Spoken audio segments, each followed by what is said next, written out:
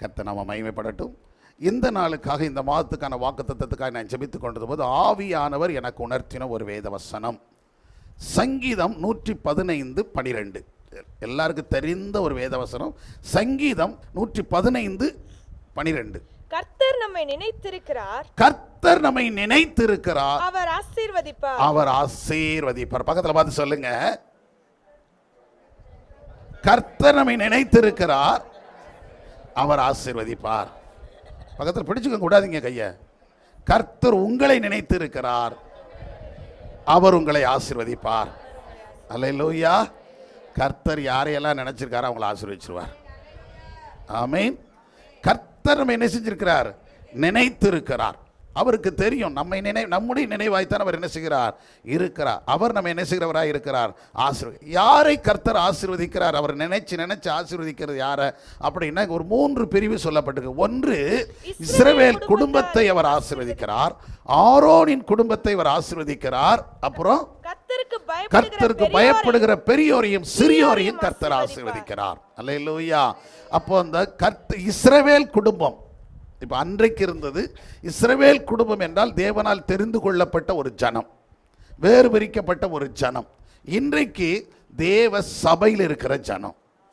சத்தமோர் சொல்லுங்க, இயேசுவின் ரத்தத்தால் மீட்கப்பட்டு தேவ சபையில் இருக்கிற ஒவ்வொரு. அப்ப இப்ப இதில் யார் வந்துடுறா சொல்லுங்களேன்? நீங்க எல்லாரும் எதுல வந்துடுறீங்க? இஸ்ரவேல். தேவனால் நீங்களாம் தேவனால் தெரிந்து கொள்ளப்பட்டவங்களா இல்லையா? எத்தனை பேர் தெரிந்து கொள்ளப்பட்டவங்க? அதனால தான் நம்மளை பேர் சொல்லி அழைச்சி கொண்டு உட்கார வச்சிருக்க. இப்போ நம்மை ஆசீர்வதிக்க. இரண்டாவது, ஆரோனின் குடும்பம். ஆரோனின் குடும்பம்னா எங்களை போன்ற கர்த்தருக்காக முழு நேரமாய் கர்த்தருடைய பணியை செய்கிறவர்கள், ஆசாரிய ஊழியம் செய்கிறவர்கள். ஆகவே முதல்ல விசுவாசிகளை கர்த்தர் ஆசீர்வதிக்கிறார். அது நல்லா கவனிச்சுக்கிடுங்க. முதல்ல ஆசீர்வாதம் யாருக்கு தான்? விசுவாசிகளுக்கு தான். நீங்கள் அதை நல்லா புரியும்படி பார்த்தீங்கன்னா எரேமியாவில் அப்படி தான் போடப்பட்டிருக்கணும். எல்லாரையும் வருகிற எல்லாரையும் ஆசீர்வதிச்சுட்டு அது நிமித்தம் ஆசாருடைய ஆத்மா என்ன செய்யும்? செழிப்படையும்னு சொல்லியிருக்கோம். காரணம் என்னன்னா, விசுவாசிகள் ஆசீர்வதிக்கப்படும் போது தான் ஊழியக்காரன் ஆசீர்வாதமாக இருக்க முடியும். சத்தமுறை இல்லை சொல்லுங்க. அப்போ தேவ ஜனங்களுடைய ஆசீர்வாதம் மிக முக்கியம். நாம் இன்னைக்கு நினைக்கிறது போல உலகத்தில் இன்னைக்கு நினைக்க நான் நல்லா இருக்கணும் அப்படின்னு நினைக்க முடியாது. நம்மளை சார்ந்து இருக்கிறவர்கள் நல்லா இருக்க வேண்டும். அல்லேலூயா.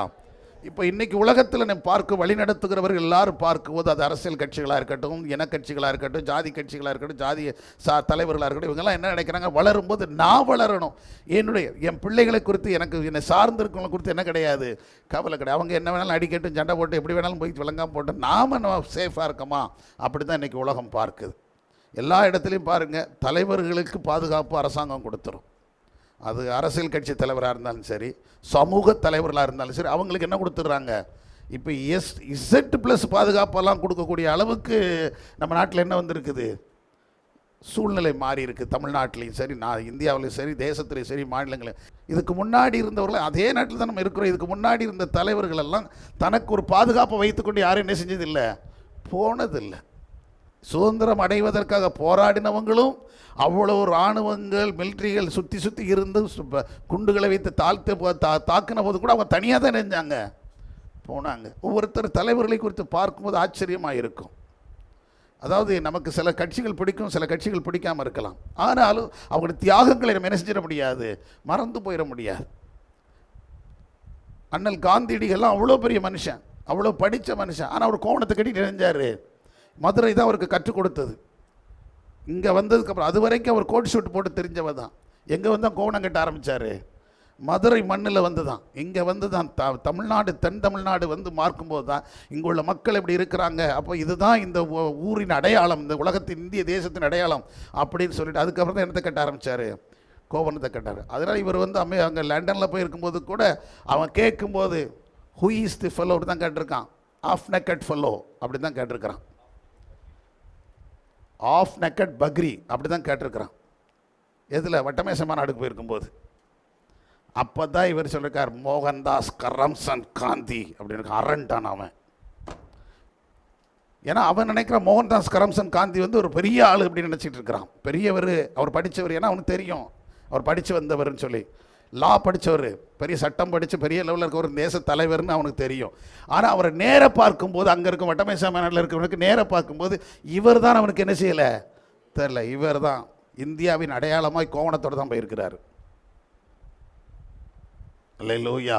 அப்போ இது தியாகம் இல்லையா? நான் படிச்சிருக்கிறேன், பந்தாவ பொண்ணு போகலை, என் மக்களுடைய விடுதலை. அதே போல் நேரு பார்த்தீங்கன்னா எத்தனை ஆண்டுகள் இருந்தாராம் சிறைச்சாலையில்? 14 வருஷம் சிறைச்சாலையில் இருந்திருக்கார். 1 வருஷம் 2 வருஷம் இல்லை. இந்திய தேச மிகப்பெரிய கோடீஸ்வரன், பாரம்பரியம். அவங்க இந்திய தேசத்தை சுதந்திரிச்சதுனால நேருடைய குடும்பம் கோடீஸ்வரனாக மாறல. அவங்களாம் பெரிய பணக்காரர் கோஷ்டிகள். அது சொல்லும்போது அவர் என்ன காலேஜில் படித்தார்? கேம்பிரிட்ஜா?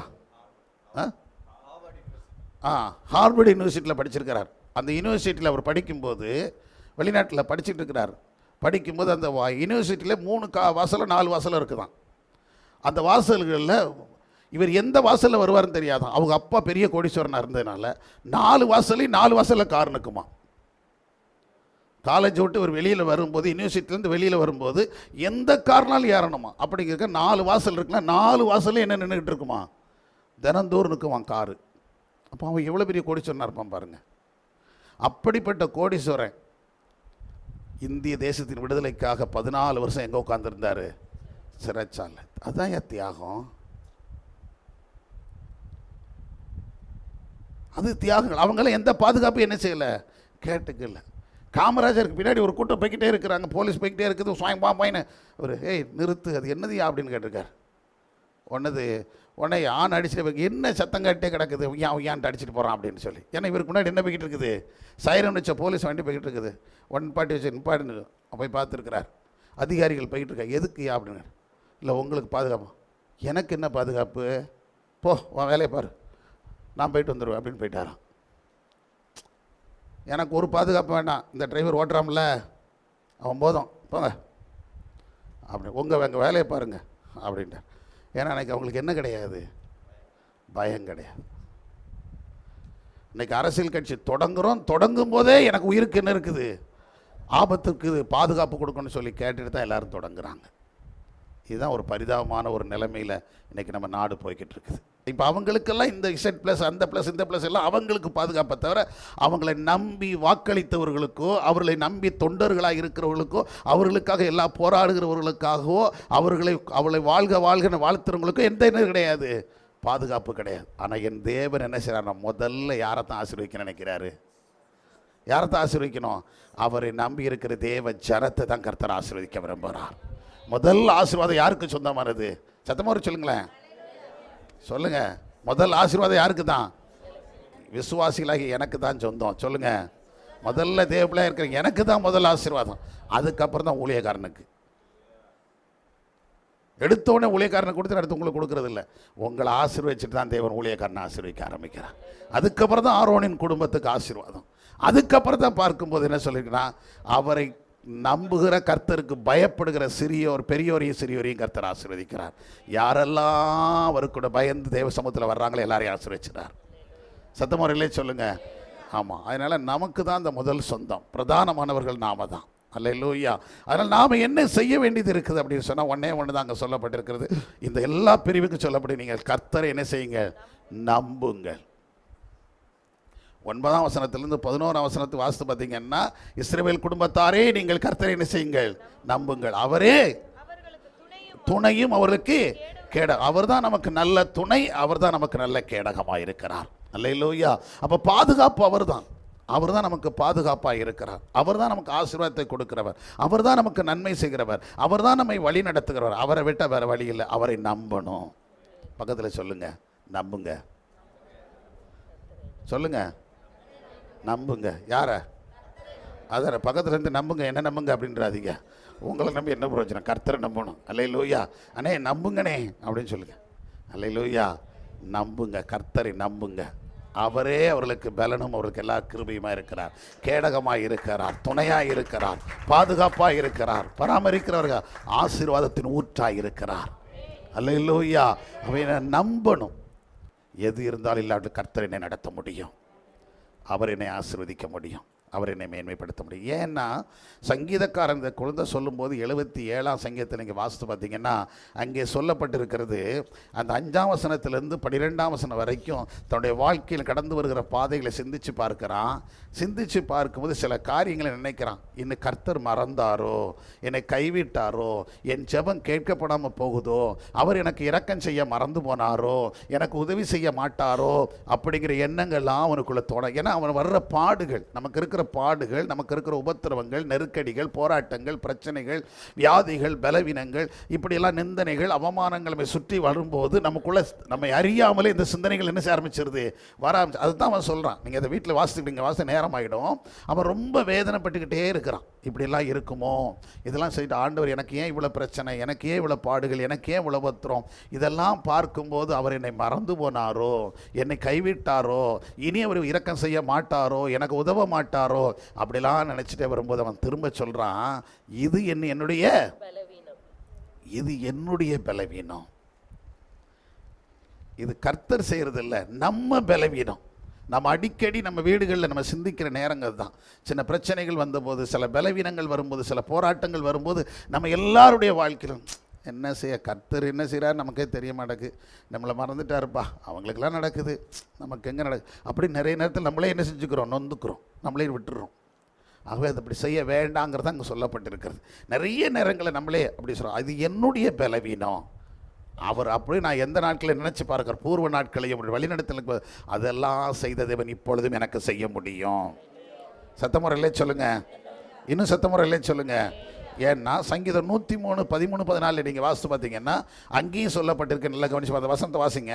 தகப்பன் தன் பிள்ளைகளுக்கு இறங்குகிறது போல தமக்கு பயந்தவர்களுக்கு இறங்குகிறார். கர்த்தர் தமக்கு பயந்தவர்களுக்கு இறங்குகிறார். நம்முடைய உருவம் இன்னதென்று அவர் அறிவார். நம்முடைய உருவம் இன்னதென்று அறிவார். நாம் மண்ணென்று நினைவு கூறுகிறார். மண்ணென்று நினைவு கூறுகிறார். நல்லா கவனிச்சுக்கிட்டீங்கன்னா நம்மை கர்த்தர் எப்படி தான் பார்க்கிறாராம், ஒரு மண். ஏன் நம்ம பலவீனப்பட்டு போறோம்? எங்க விசுவாசத்தில் சோர்ந்து போற காரணம் என்ன?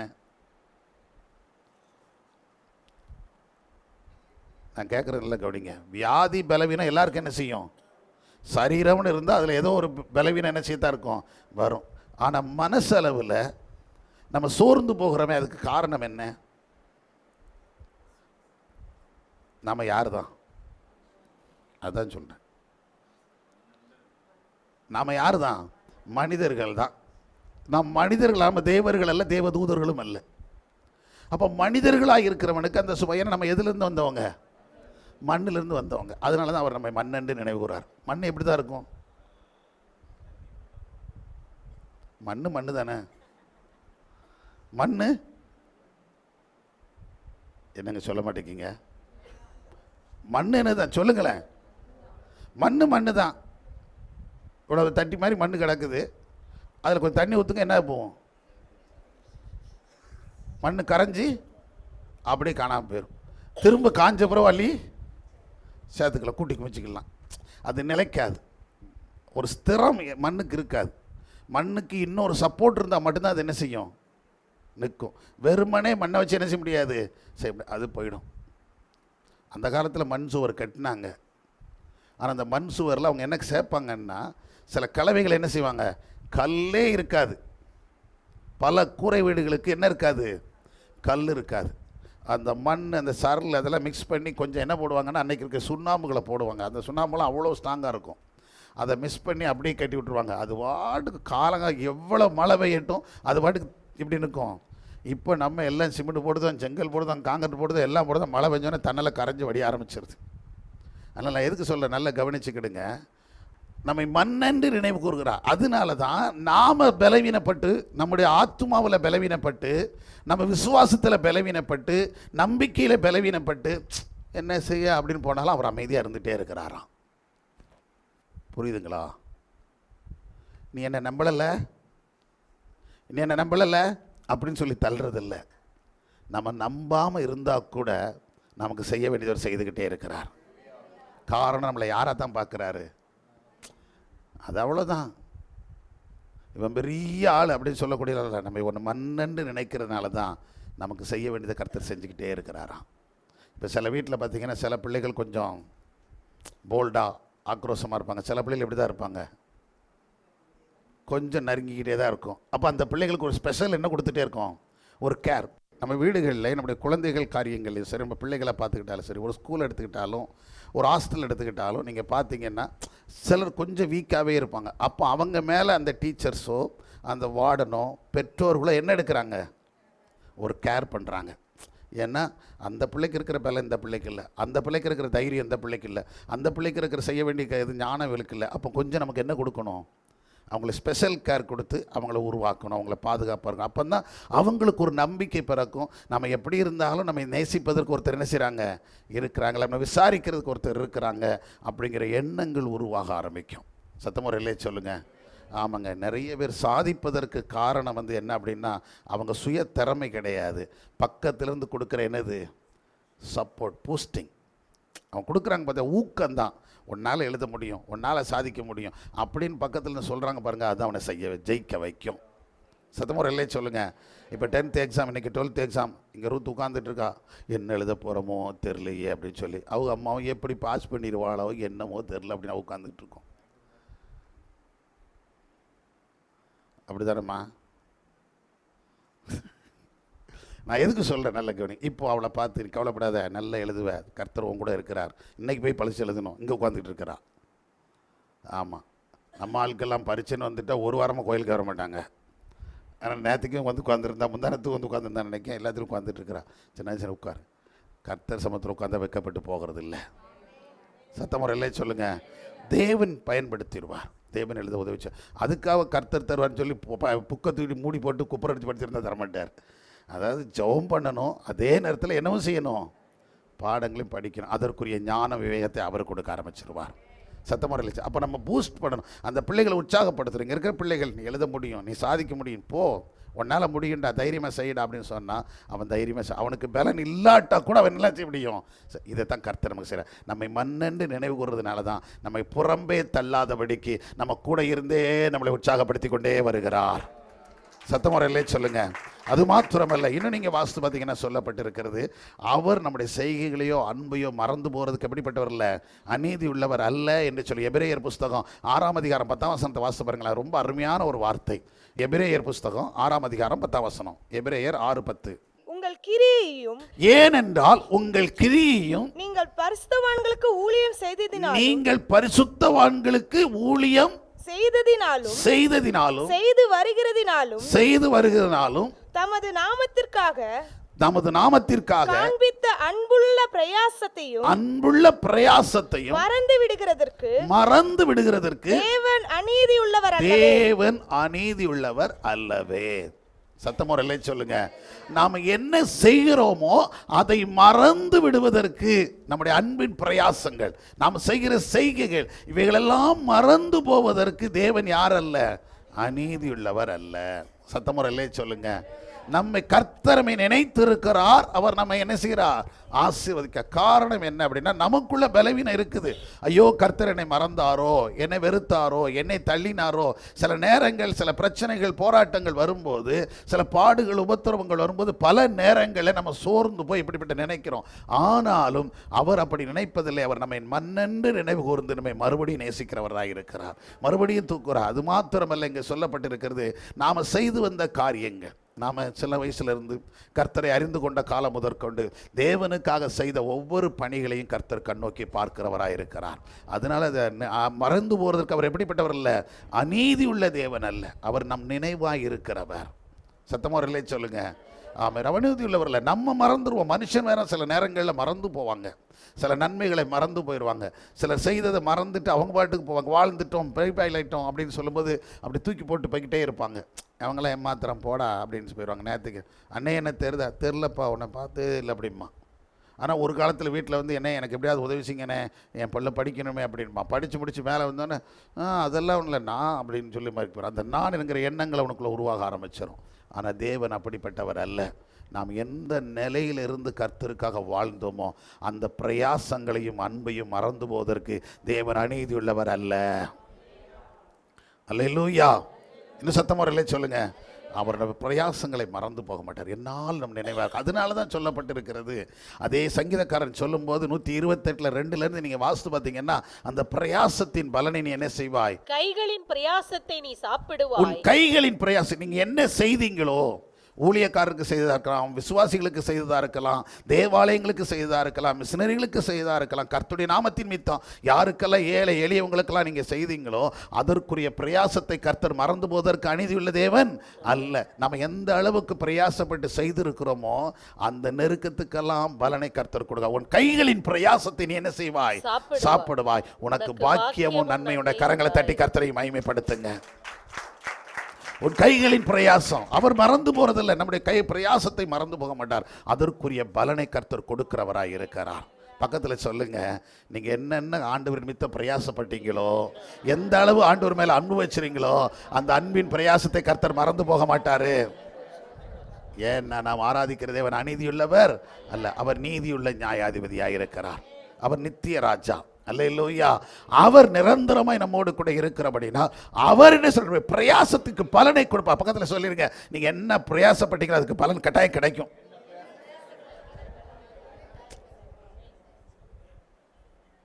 மரத்தை வச்சவன் என்ன ஊத்துருவான்? தண்ணி ஊற்றுவான். ஊற்றுவானா ஊற்ற மாட்டானா? ஊற்றுவான். அதனால தான் இவ்வளோ காடுகள் இருக்கிறது, இவ்வளோ மரங்கள் இருக்கிறது, இவ்வளோ செடிகள் இருக்குது. எவன் வெட்டி போட்டாலும் மறுபடியும் தழுத்து வந்துக்கிட்டே இருக்குது. அது யார் செய்துக்கிட்டு இருக்குது? அதை படைத்தவர் செய்கிறது.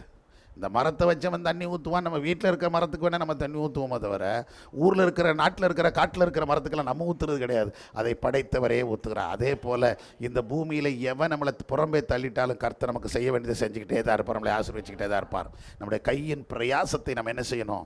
சாப்பிடணும். நல்லா கவனிங்க. நாம் உழைக்கிறதும் இன்னொருவன் சாப்பிடுறதுமா என்ன செய்யக்கூடாது? இருக்கக்கூடாது. ஒருவன் விதைக்கிறதும் கனிகள் இன்னொருவன் அள்ளி கொண்டு போகிறதுமா இல்லாதபடிக்கு நம்முடைய கைகளின் பிரயாசத்தை நம்ம சாப்பிட வைக்க போகிறார். சத்தமாக இல்லை சொல்லுங்க.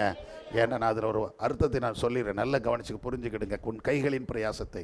இன்றைக்கி நிறைய நேரங்களில் பார்த்திங்கன்னா நம்ம சம்பாதிக்கிறோம். நிறைய பெற்றோர்கள் இருக்கலாம், சகோதர சகோதரிய கண்ணீர்கள் அங்கே தான் இருக்குது. இப்போ 1ஆம் தேதி இந்த மாதத்தில் நீங்கள் சிலருக்கு 28ஆம் தேதி சம்பளம் வந்திருக்கோம், சிலர் இன்றைக்கி எடுப்பாங்க, சிலர் நாளைக்கு எடுப்பாங்க.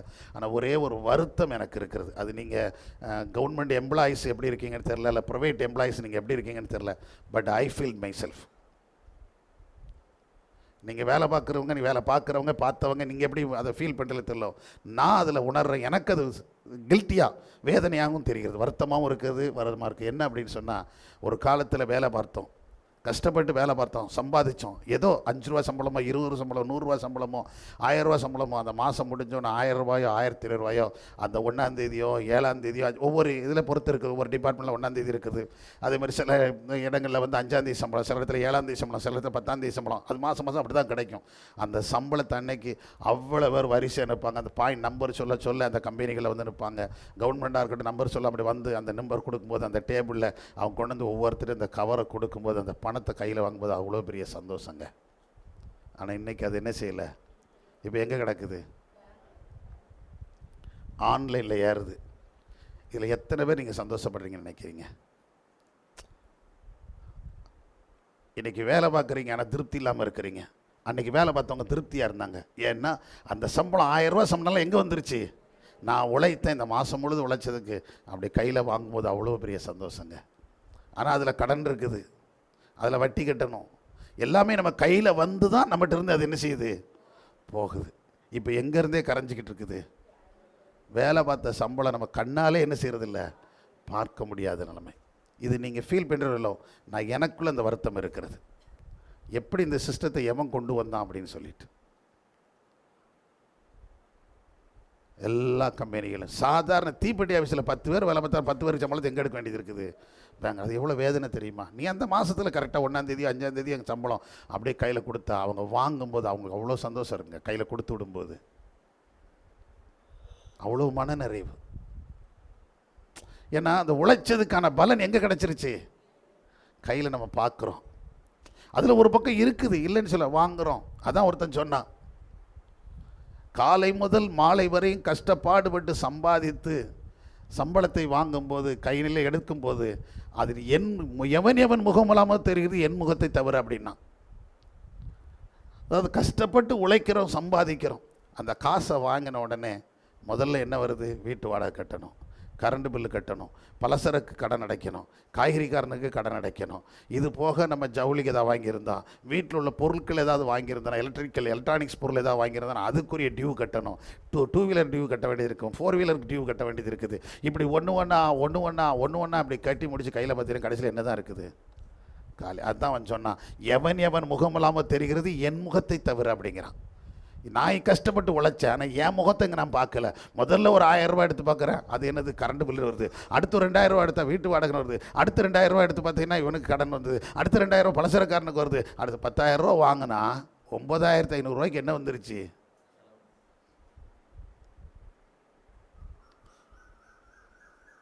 யோசித்து பாருங்க. அப்போ நம்ம சம்பாதிக்கிறத நம்மளால் என்ன செய்ய முடியல? சாப்பிட முடியல, சேர்த்து வைக்க முடியல. மறுபடியும் அடுத்த சம்பளம் முடிஞ்சு ஒரு 10 நாள், ஒரு வாரத்தில் என்ன வாங்க வேண்டியது இருக்குது? அண்ணே கொடுங்கண்ணே, பருப்பு கொஞ்சம் கொடுத்து விடுங்க, எண்ணெய் கொஞ்சம் கொடுத்துருங்க, சீனி கொஞ்சம் கொடுத்துருங்க, நான் அடுத்த வாரம் காய்கறி கொடுங்கண்ணே. சம்பளம் போட. ஆனால் அவங்களுக்கு தெரியும் கடைக்காரனுக்கு, இவங்களுக்கு எத்தனாம் தேதி சம்பளம் முடிஞ்சால் கட்டாயம் என்ன செஞ்சுருவாங்க? கொடுத்துரும். அதில் ரெகுலராக கொடுக்குறவங்களும் இருக்கிறாங்க. யோசித்து பாருங்க. என் தேவன் சொல்கிறார், நான் அதை காலையில் சொல்கிறேன், உங்கள் கைகளின் பிரயாசத்தை நீங்கள் சாப்பிடுவீர்கள், இனி அந்நியன் சாப்பிடுவதில்லை.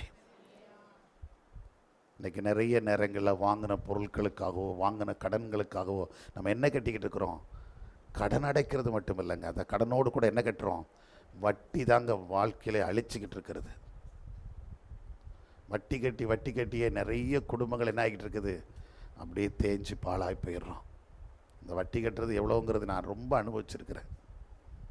ஒவ்வொரு மாதம் அப்படியே உயிர் போய் உயிர் வரும். நிம்மதி என்ன செய்ய முடியாது? சாப்பிட முடியாது. ஒரு நல்ல ட்ரெஸ் போட்டுட்டு ஒரு நல்ல 4 பேருக்கு முன்னாடி போய் உட்கார முடியாது. ஏன்னா ஒரு பயம் நமக்குள்ளே இருந்துக்கிட்டு இருக்கும். என்னதான் நம்ம கம்பீரமாக போனாலும் சரி தான், திடீர்னு அவன் பார்த்துட்டு என்னன்னே போன மாதம் அந்த அப்படின்ட்டான என்ன செய்ய முடியும்? இருக்குதா இல்லையா? ஆமாங்க. ஒரு 10 நாள் லேட் ஆனால் கேட்டுறான்ல ரோட்டில் வச்சு, 4 பேருக்கு முன்னாடி கேட்கும்போது நமக்கு எவ்வளோ வருத்தமாயிருது. ஆனால் தேவன் நம்மை ஆசீர்வதிக்கிறது என்னென்னா, உன் கையின் பிரயாசங்கள். இந்த மாதத்தில் தான் ஆண்டவர் சொல்கிறார், கர்த்தர் நம்மை நினைத்திருக்கிறார், அவர் ஆசீர்வதிப்பார். அவர் நம்மை மறந்து போகிறல, நம்முடைய உழைப்பை மறக்க மாட்டார், நம்முடைய ஜெபத்தை மறக்க மாட்டார், நம்முடைய வேத வாசிப்பை மறக்க மாட்டார், அவர் சமூகத்தில் காத்திருக்கதை மறக்க மாட்டார், அவருக்காக நம்ம பட்ட பிரயாசங்களை மறந்திருக்க மாட்டார், கொடுத்த காணிக்கை மறக்க மாட்டார், நாம் உழைத்த உழைப்புகள், நாம் ஆத்துமாக்களை ஆதாயம் பண்ணுவதற்கு மற்றவங்களுக்கு சொல்லிக் கொடுத்த எதையும் கர்த்தர் மறப்பதில்லை. அதற்குரிய பலனை கர்த்தர் தரப்போறார். சத்தமாக ஒரு இல்லை சொல்லுங்க. அதற்குரிய அன்பின் பிரயாசங்களை கர்த்தர் மறக்க போறதில்லை. அதனால் அவர் நம்ம நினைத்திருக்கிறார், அவர் ஆசீர்வதிப்பார். இப்போ தொய்றீங்க, நான் சொன்னதுக்கப்புறம் இப்போ சொல்லுங்க, பக்கத்தில் பார்த்து சொல்லுங்க, உங்கள் கையின் பிரயாசத்தை நீங்கள் சாப்பிடுவீங்க. உங்களுக்கு பாக்கிய நன்மை மனப்பூர்வம் ஆசீர்வதிங்க. உங்கள் மனப்பூர்வமாக உங்களை ஆசீர்வதிச்சிருங்க. உங்கள் கையின் பிரயாசத்தை நீங்கள் சாப்பிடுவீங்க, உங்களுக்கு பாக்கிய நன்மை உண்டாகும். உங்கள் சம்பளமோ சம்பாத்தியமோ உங்களுக்கு வீட்டுக்கு வர வருமானமோ எதுவும் இனி விருதா வாய்ப்பாவதில்லை. சத்தமா ஆண்டவரத்தை சொல்ல சொன்னார். அதனால் சொல்கிறேன், நான் இன்னும் எடுத்து வச்சிருக்கிறேன், ஆனால் இதில் நான் நிறுத்திடுறேன். ஆவியான எனக்கு உணர்த்துறதுனால அந்த இதோடு நிறுத்திடுறேன். நல்ல கவனிங்க. உன் அன்பின் பிரயாசங்களை மறந்துவிட, உன் கையின் பிரயாசங்களை என்ன செய்வாய்? சாப்பிட, உனக்கு பாக்கியம் நன்மையும் உண்டாய். அப்போ என்ன நடக்கும்? அடுத்த வசனம் சொல்கிறது, உன் மனைவியின் வீட்டோரங்களில் கனிதரும் திராட்சை கொடியை போல், உன் பிள்ளைகள் பந்தியை சுற்றிலும் ஒளிவ மரக்கன்றுகளைப் போல் இருப்பார்கள். கரங்களை தட்டி கர்த்தரை மகிமைப்படுத்துங்க. அருமையானவர்களே, ஒரு குடும்பத்தில் நம்ம வருமானம் நம்ம குடும்பத்துக்கு தான் அப்படின்னு நினைக்க ஆரம்பிக்கும் போது தான் மனைவி சந்தோஷம் அடைய ஆரம்பிக்கிறா, புருஷன் சந்தோஷம் அடைகிறான். சகோதரிகள் நீங்கள் நினச்சிக்க வேண்டியதான், நீங்கள் உங்களுக்குள்ள காரியத்தில் உங்கள் வீட்டில் எல்லாம் திருப்தியாக இருந்துச்சுன்னா நீங்கள் சமைச்சு வைக்கிறது உங்கள் புருஷன் சந்தோஷமாக என்ன செய்வார்? சாப்பிடுவாருங்க. புரியுதுங்களா? உங்கள் வருமானம் உங்களுக்கு, யாருக்கும் நம்ம கடன் கொடுக்க வேண்டியதில்லை, யாரும் நம்மகிட்ட இருந்து பறிக்க மாட்டாங்க, யாரும் நம்மகிட்ட பிடுங்க போகிறதில்லை, யாருக்கும் நம்ம இழக்க போகிறதில்லை அப்படின்னு நினைக்கும் போது, இந்த மாதம் நமக்கு இவ்வளோ வருமானம் வருது, இந்த வருஷத்தில் இந்த ஏதாவது நம்ம குடும்பத்தை நடத்த முடியும்னு நினைக்கும் போது, நீங்கள் அந்த 2 பேருக்குள்ள, அதான் இதில் ஆணுக்கானது அப்படின்னு எழுதியிருக்கிறனால பெண்ணுக்கு சொல்லப்பட்டிருக்கு, உன் மனைவி உன் வீட்டோரங்களை கடிதம் குடியேச்சி திராட்சை கொடியை போல் இருப்பாள்னு சொல்லி. ஆனால் அதே இது 2 பேரும் சேர்த்து பார்க்கும்போது பெண்களுக்குன்னு சொல்லப்பட்டிருந்தா, உன் புருஷனும் அதே போல் தாங்க இருக்க போகிறான். சத்தமுறை இல்லை சொல்லுங்க. ஆமேன். கர்த்தர் அப்படி தான் நடத்துவார். ஆமேன்.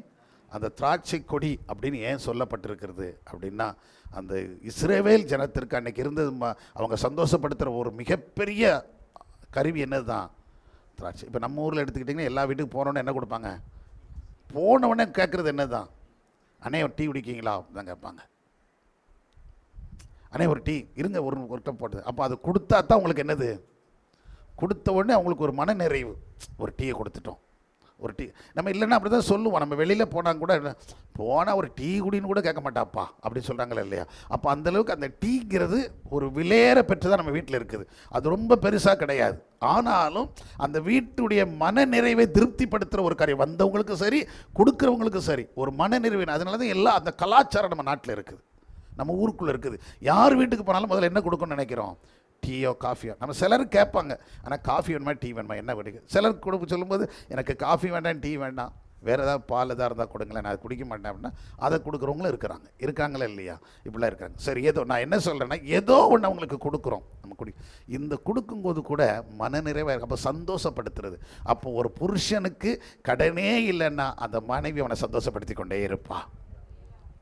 இல்லைன்னா சாப்பிடும்போதெல்லாம் அழுதுகிட்டு தான் இருப்பான். சோறை வைக்கும்போது என்றைக்கு தான் அந்த கடத்தை கட்டி முடிக்க போகிறீங்களோ, மனுஷன் நிம்மதியாக இருக்க மாட்டேங்குது. அந்த ஆள் நேற்றைக்கு கூட ஃபோன் பண்ணிட்டான், நீங்கள் உங்கள் வாட்டுக்கு வேலைக்கு போயிடுறிய, வீட்டில் வந்து அவன் மாவன் வந்து நின்றுக்கிட்டு இருக்கான் வாசலில். இருக்குதா இல்லையா? இருக்குமா இருக்காதா? ஆமாம். இந்த சிந்தனைகள் எல்லாம் தூக்கி போடணுன்னா சந்தோஷமாக வீட்டுக்காரர் வராரு, நாங்கள் ரொம்ப நல்லா இருக்கோம், ஃப்ரீயாக இருக்கிறோம், எப்பவும் நல்லா இருக்கிறோம் அப்படின்னு சொல்லக்கூடிய அளவுக்கு வாழக்கூடிய தேவன் வாசலை திறந்து கொடுப்பார். இந்த மார்ச் மாதம் நடக்க போகுது. எத்தனை பேர் விசுவாசிக்கிறீங்க? புருஷன் மனைவிக்குள்ள சமாதானம் சந்தோஷம் வரப்போகிறது, மன நிறைவு. அதான் திராட்சை கொடின்னு சொல்லப்படுது, மதுரம். அப்போ அன்னைக்கு அவங்களுக்கு இஸ்ரவேல் ஜனங்களுக்கு அதுதான் மதுரமானது. அந்த இன்பத்தை கொடுக்கக்கூடியது, சந்தோஷத்தை கொடுக்கக்கூடியதாக இருந்துச்சு. அதான் உன் மனைவி இப்படி இருப்பா அப்படி சொல்ல. நிறைய பேர் வீட்டிலங்க வெளியே பார்க்கும்போது நல்லா உடுத்துவாங்க, நல்லா சாப்பிடுவாங்க, நல்ல. ஆனாலும் என்ன நேரங்களில் பார்க்கும்போது நமக்கு உள்ளுக்குள்ளே என்ன இருக்கும் வெளியே சொல்ல முடியாதுங்க. கண்ணீர் உள்ளல. நிறைய பேர் தூக்கம் இருக்காது, அழுதுகிட்டே இருப்பாங்க, கண்ணீர் வடிச்சிட்டே இருப்பாங்க. இப்படிலாம் இருக்கிறோமே, இந்த சூழ்நிலை என்னைக்கு மேலே போகிறேன்? என்ன நிலை நேரத்தில் ஞானம் இல்லாமல் நம்ம நடந்துக்கிறது தான். நான் சொல்கிறேங்க, நான் திறந்த மனதோடு ஒரு ஆவிக்குரிய தகப்பனாக சொல்கிறேன். நானும் சில நாட்கள் அப்படி தான் இருந்தேன். ஞானம் இல்லாமல் சில காரியங்கள் என்ன செய்யணும்னு தெரியாமல் பலரை நம்பி பலருக்கு நான் இழந்து அவங்களுக்கு பொறுப்படுத்திக்கிட்டு சில உதவிகள் செய்யும்போது பாஸ்டர் இப்படி கேட்பாங்க, சரி ஐயா நீங்கள் கொஞ்சம் ஹெல்ப் பண்ணுங்கள், அவங்க நான் பார்த்துக்கிறேன் அப்படின்னு சொன்னான். அவன் வாங்கிட்டு அவன் பாட்டு அப்படி என்னை ஏமாற்றி போகிறவங்க பல லட்சம் ரூபாய் என்னை ஏமாத்துறங்க. நிறைய ஊழியக்காரங்களும் இருக்காங்க, நிறைய விசுவாசிகள் இருக்காங்க. அந்நியர்களை பார்க்கிலும் என்னை ஏமாத்துறது நிறைய பேர் யார் தான்? பாஸ்டர்ஸும் விசுவாசிகளும் தான். நம்ம விசுவாசி இல்லை, வெளியில் உள்ளவங்க. அவர் நல்ல விசுவாசிகள், நல்ல நண்பர்கள் எனக்கு. ஆனால் இப்படி வாங்கிட்டு இது வரைக்கும் கொடுக்காமலே. ஆனால் நம்ம பொறுப்படுத்துறதுனால நம்ம என்ன செய்ய வேண்டியது இருக்குது? ஆமாம், பல லட்சம் ரூபாய் நான் அப்படி கட்டியிருக்கிறேன். அப்படி கட்டும்போது அதற்காக வட்டிகளை வாங்கிட்டு, அதற்காக கடன் வாங்கி கட்டி கொடுத்து, கடனை கட்டி எப்படின்னு. ஆனால் ஒரு தீர்மானம் எடுத்தேன், இனி எந்த சூழ்நிலையில் நான் என்ன வாங்க மாட்டேன், பட்டினியாக கிடந்தாலும் வாங்க மாட்டேன். அப்படி தீர்மானம் எடுத்து கர்த்தர் சமூகத்தில் உட்கார ஆரம்பித்ததுக்கப்புறம் தேவன் வாசலை திறக்க ஆரம்பித்தார். அதான் நான் உங்களுக்கு சொல்கிறேன். இப்போ நான் தைரியமாக சொல்லுவேன், தேவ சமூகத்திலேருந்து ₹1 கடன் இல்லாமல் கர்த்தர் என்னை வாழ வைத்து கொண்டு இருக்கிறார். அதனால தான் பிள்ளைகள் திருமணத்தில் கூட நான் தான் சொன்னேன், பெற்றோர்கள்ட்ட சொல்லும்போது, தயவு செய்து திருமணத்துக்காக என்ன மட்டும் வாங்கிறாதீங்க, இருக்கதா செய்வோம், இல்லைனா பட்டினியாக கூட போடும், ஒன்றும் பிரச்சனை இல்லை. 4 பேரை கூப்பிட்டு சாப்பாடை போட்டு சொத்து அனுப்பிடுவோம், ஒன்றுமே செய்ய வேண்டாம், கடன் மட்டும் வாங்கிறாதீங்கன்னு நான் சொன்ன காரணம் என்னென்னா, நம்ம கடனாகி நம்ம சந்ததிகளுக்கும் என்ன தாக்கி விட்றாது கடன். அடுத்து கருத்துப்பை பிறப்புகள் பிறக்கும் போதும் கூட அந்த பிள்ளைகள் என்னவாகிட்டு இருப்பாங்க, கடனோடு பிறந்த பிள்ளைகளாக வாழ்ந்துட்டு இருக்கக்கூடாது. ஏன்னா நம்ம அதை அனுபவித்தவங்க, ஒவ்வொரு நாளும் செத்து பிழைச்சவங்க. நான் அனுபவித்தேன். ஒவ்வொரு நாள் விடியும் போது எனக்கு அவ்வளோ வேதனை இருக்கும். இன்னைக்காவது நிம்மதியாயிட மாட்டோமா, இன்னைக்காவது கொடுத்தணும். ஆனால் கர்த்தருடைய பெரிதான கிருபை இன்றைக்கி நான் சந்தோஷமாக இருக்க என்னை வைத்திருக்கிறார். சத்தமுறையிலே சொல்லுங்கள். அதனால தான் நான் மனப்பூர்வமாக ஆசீர்வதிக்கிறேன். மனப்பூர்வமாக நான் சொல்கிறது அதுதான். நீங்கள்லாம் சந்தோஷமாக சாப்பிடணும், சந்தோஷமாக வாழணும், சந்தோஷமாக உடுத்தணும்னா நீங்கள் கடன் இல்லாதபடி உங்கள் கையின் பிரயாசங்கள் உங்களுக்கு சொந்தமாக வேண்டும். உங்கள் மனைவி உங்கள் வீட்டோர்களை கணிதரும் திராட்சை கொடியாக இருப்பாள். உங்கள் புருஷனும் அதே போல் உங்களுக்கு சந்தோஷமானவர்களாக இருப்பார்கள். உங்கள் பிள்ளைகள் ஒளிவ மரக்கன்றுகளைப் போல இருப்பார்கள். அல்லேலூயா. தாயின் தகப்பனும் மன சம்பந்தமாக சந்தோஷமாக இருக்காங்கன்னா பிள்ளைகள் செழிப்பாயிருவாங்கங்க. அல்லேலூயா. இல்லைன்னா பிள்ளைகள் ஒவ்வொரு காரியத்தை கேட்கும் போதும் நமக்கு இருக்கும், நானே இந்த பாடுபட்டு கிடக்கேன், இதில் உனக்கு வேற நீ அதை வேணும் இதை வேணும் உயிரை வாங்கிட்டு இருக்க அப்படி. இப்போ எல்லாம் நிறைவாக இருந்துச்சுன்னா பிள்ளைகள் கேட்பதற்கு முன்னாடி அவங்களுக்கு தேவையான நம்ம செய்து கொடுத்துருவோம்.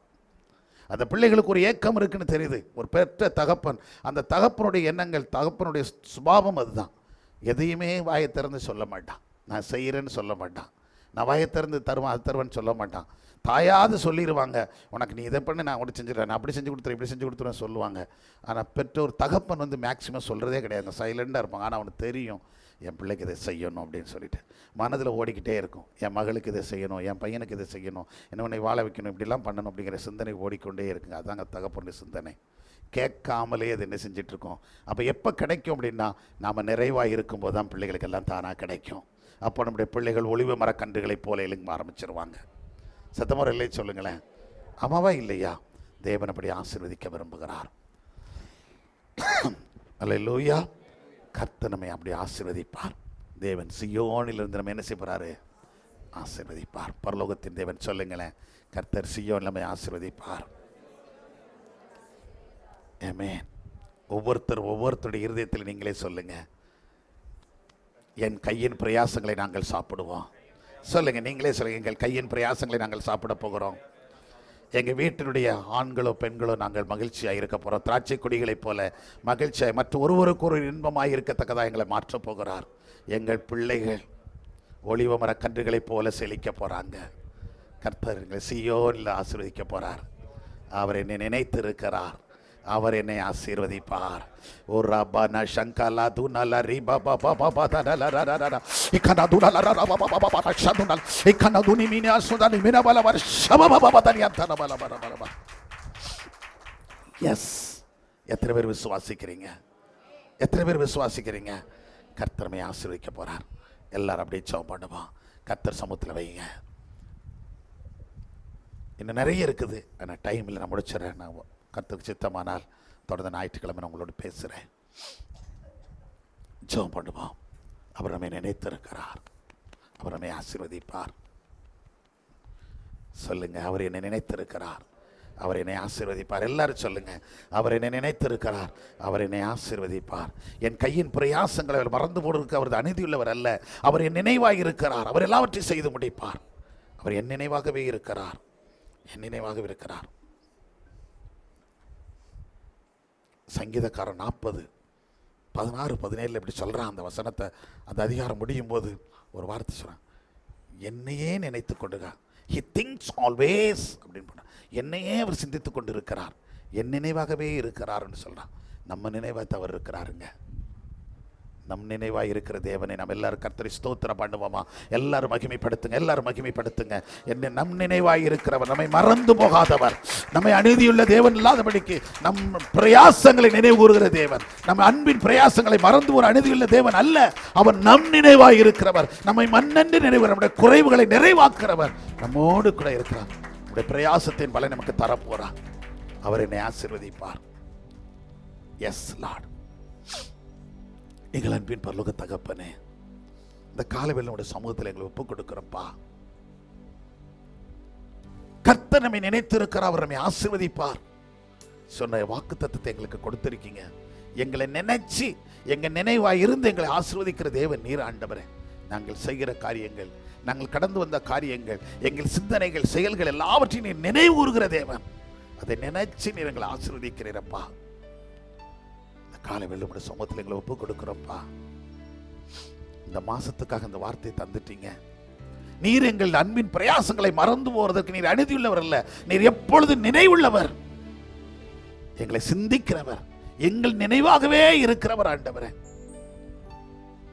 ஆண்டவரே, இந்த நாளிலும் கூட நீங்க கொடுத்த அந்த வார்த்தையை படி எங்கள் பிரயாசத்துக்குரிய பலனை நாங்களே அனுபவிக்கத்தக்கதாக எங்களுக்கு பலன் கொடுத்திருக்கிறீரே. உன் பையன் பிரயாசங்களை நீ சாப்பிடுவாய், பாக்கியம் நன்மை உனக்கு உண்டாயிருக்கும். உன் மனைவி உன் வீட்டோரங்களை கணிதரும் திராட்சை கொடியை போவார், உன் பிள்ளைகள் பந்தியச்சிட்டு ஒளிவமர கன்றுகளை போறார். கர்த்தர் சீயோனில் உன்னை ஆசீர்வதிப்பார் சொல்லி எங்கள் ஒவ்வொருவரையும் நீர் காலை வேளை நீர் ஆசீர்வதிக்கிறதற்காக உமக்கு நன்றி ராஜா. ஆண்டவரே, இனி எங்கள் வீடுகளில், எங்கள் சம்பாத்தியங்களில், எங்கள் வருமானங்களில் ஆண்டவர் முசுக்குட்ட பூச்சிகள் வருவதில்லை, பச்சை புழுக்கள் வருவதில்லை, பச்சை புழுக்கள் வருவதில்லை, பச்சை கிளிகள் வருவதில்லை. ஆண்டவரே, அதில் பட்சித்த வருஷங்களின் விளைவெல்லாம் எங்களுக்கு இந்த நாளிலிருந்து நிறைவாய் தரப்போறீங்க ராஜா. இதுவரைக்கும் பல விதங்களில் கடன்கள், கஷ்டங்கள், வட்டிகள், அது இதுன்னு சொல்லி கட்டி ஆண்டவரே ஒவ்வொரு நாளும் நாங்கள் பணங்களையும் பொருட்களையும் நாங்கள் இழந்திருக்கிறோம். இனி சம்பூர்ணமாய் நாங்கள் வாழப்போகிறோம்ப்பா, சமாதானமாய் வாழப்போகிறோம். நீர் எங்களை ஆசீர்வதிக்கிறீர். எங்கள் கையின் பிரயாசம் இனி அந்நியர்களுக்கு எங்களுக்கே உரியதாய் மாறுகிறதற்காக உமக்கு ஸ்தோத்திரம். இங்க இருக்கிற ஒவ்வொரு பிள்ளைகளுக்கும் அப்படி செய்ய போறதற்காய், அதிகாலையுமே தேடி வந்த ஒவ்வொரு பிள்ளைகளுக்கும் அப்படியே தங்கள் கையின் பிரயாசங்கள் சொந்தமாகிறதற்காய் ஸ்தோத்திரம். இதை தூரத்தில் சமீபத்தில் இருந்து இந்த செய்திக்காக காத்திருக்கிற ஒவ்வொரு பிள்ளைகளுக்காக ஜெபிக்கிறோம். அவர்களுக்கு கையின் பிரயாசங்களை ஆசீர்வதிப்பீராக ராஜா. அவர்கள் சாப்பிடட்டும் ஐயா, அவருடைய பிள்ளைகள் வளர்ந்திருக்கட்டும், செழித்திருக்கட்டும் கர்த்தாவே. குடும்பம் ஆசீர்வாதமாக இருக்கட்டும். ஆண்டவரே, கர்த்தர் எங்களை நினைத்திருக்கிறார், அவர் ஆசீர்வதிப்பார் ஒவ்வொருவரும் சொல்லத்தக்கதாக அந்த ஆசீர்வாதத்தை எல்லா ஜாதிகளும் காணத்தக்கதாக நீர் அனுகிரகம் பண்ண போறதற்காய் ஸ்தோத்திரம். இந்த மார்ச் மாதத்தில் ஒரு புதிய ஆண்டவரே திட்டத்தோடு எங்க குடும்பங்களை நீ நடத்தி போறதற்காக உமக்கு ஸ்தோத்திரம். நீர் முன்னின்று கர்த்தாவே பெரிதான ஆசீர்வாதத்தை நீர் வர்த்திக்க பண்ணுகிறதற்காக ஸ்தோத்திரம். எங்க சந்ததிகள் ஆசீர்வதிக்கப்படுவார்களாக, மேன்மை அடைவார்களாக ராஜா. உடைய கிருபை இருக்கட்டும், தொடர்ந்து நடத்தும், பாதுகாத்துக்கொள்ளும், எல்லா தீங்குக்கு விலக்கிக் கொள்ளுங்க. கிருபையின் கரம் ஒவ்வொருவரையும் மூடி மறைத்துக் கொள்ளட்டும். இயேசுவின் என்ப நாமத்தில் ஜெபிக்கிறோம் ஜீவனுள்ள நல்ல பிதாவே, ஆமென், ஆமென். என் ஆத்துமாவே கர்த்தரை ஸ்தோத்திரி, என் உள்ளமே பரிசுத்த நாமத்தை ஸ்தோத்திரி. என் ஆத்துமாவே கர்த்தரை ஸ்தோத்திரி, கர்த்தர் செய்த சகல உபகாரங்களையும் மறவாதே. ஆமென். நம்முடைய கர்த்தராகிய இயேசு கிறிஸ்து கிருபையும் பிதாவாகிய தேவனுடைய அன்பும் பரிசுத்த ஐக்கியம் சிநேகமும் காவலும் இப்பொழுதும் எப்பொழுதும் சதா காலங்களிலும் நம்மளோடு கூட இருந்து நம்மை நினைத்து ஒவ்வொரு நாளும் நம்மை ஆசீர்வதித்து நடத்துவதாக. ஆமென், ஆமென். துதிகன மகிமை எல்லாம் நம் இயேசு ராஜாவுக்கே. துதிகன மகிமை எல்லாம் நம் இயேசு ராஜாவுக்கே. துதிகன மகிமை எல்லாம் நம் இயேசு ராஜாவுக்கே. துதிகன மகிமை எல்லாம் நம் இயேசு ராஜாவுக்கே. ஹல்லேலூயா, ஹல்லேலூயா.